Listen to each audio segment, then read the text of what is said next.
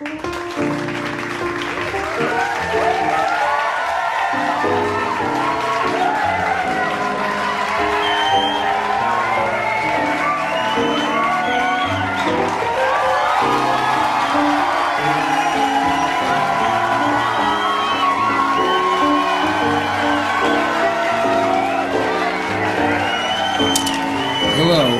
welcome to late afternoon.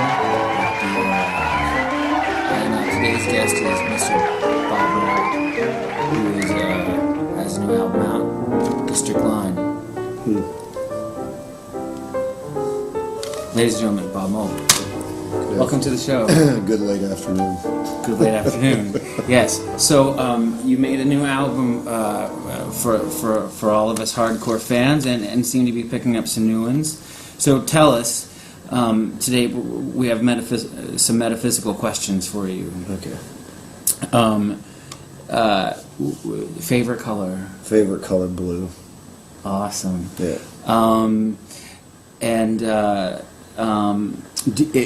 What is your go-to workhorse guitar besides acoustic? My blue Strat. Your blue Strat? My blue Strat that I play all the time, especially live. That's the guitar. That's the one that I bought in 1989 off the rack in Forest Lake, Minnesota, when I was driving back from Twin Cities to the farm.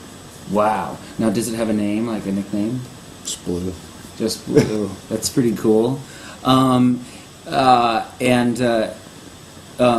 drive a car?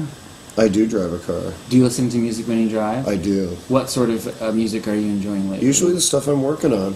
Cool. Usually that or classic rock. Right on. And when you mean classic rock, do you mean Traffic or Free, or do you mean like Zeppelin?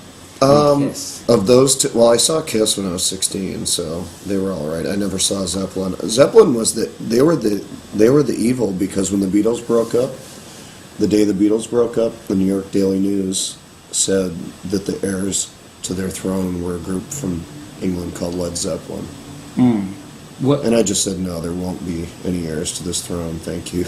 Right. So Led Zeppelin are a very strange band anyway, because sometimes the records are very interesting, and other times the records are very, I don't know, how do you say this, unlistenable.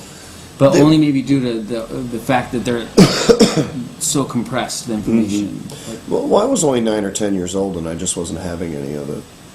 So, now, years later, they're fine. Absolutely. Now, as someone that was there and involved in what we now know as American hardcore, our punk rock. Mm-hmm. Could you tell me, like, what were some of your favorite hardcore bands? I remember the first time I heard the Germs. When I heard GI, I heard the first side of it. I was pretty shocked. Joan Jett produced that record. I know. In 2 days. She was just in the studio the other day down the street from my apartment. Excellent. I saw her equipment. I didn't see her. She's great, but I listened to that record, and I think they did it, and they recorded it in 2 days, and you can tell which one is day 2. Like when you go back and listen. Oh yeah, yeah. It's like everything's sort of out of tune, and the drums are sort of sloppy, and Darby's not making a whole lot of sense. Apparently, someone was passed out in the console. That may have been Joan Jett. Maybe. Who knows? I'm sure that it was one long day. That was a great record. That amazing record. That was an amazing record. That's the one I always think of when I think of hardcore. And as you know, like some bands are getting back together, Mm-hmm. which has been pretty wild. Like there's been a resurgence, like Red Cross. Yep. Gangrene, but I don't know if it's just but one original member. Uh-huh. I guess they've kind of always been around. Yeah. Who else is sort of doing this thing? Everybody seems to be doing it. Yeah. Everybody except me.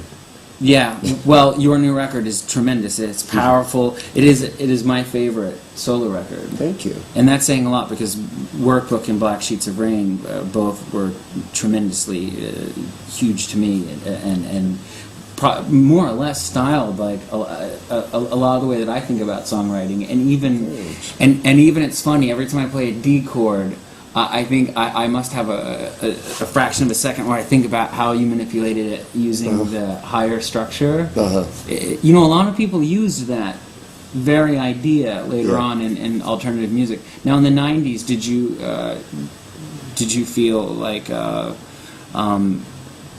could you hear a lot of the influence of your early Yep. work happening? Yeah, I could. It was very flattering.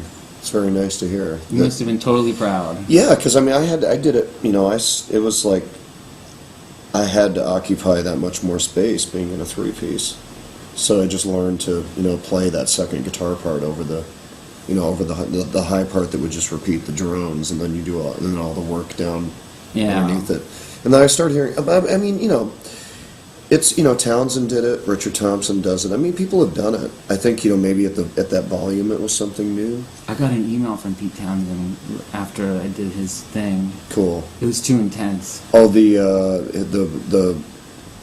show that he had, that thing that he has now. Yeah, it's this radio thing. He's an intense guy. He is.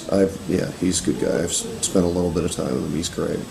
Pretty intense. Yeah, he is. So what's next for Bob Mould? Well, I just got off the road. I'm going to go to Europe in late May. I'm going to go home to DC and do some writing in a little bit. The new album is almost written. I just need to find 3 or 4 more anchors to keep the tent from flying away, and then it should be good. Wow, new record. Yeah, it's really cool. It's good stuff. Will there always be someone on this end, the receiving end of that? Well, that's pretty exciting stuff. Okay, everybody, Bob Mould. Can't believe it, in my fucking apartment. There you go. Now on the blog. All right. On the blog that doesn't exist any longer. Cause I'll have to put a link to it on my blog. Blogorama. Excellent. It's blog live. Okay. See you later, America.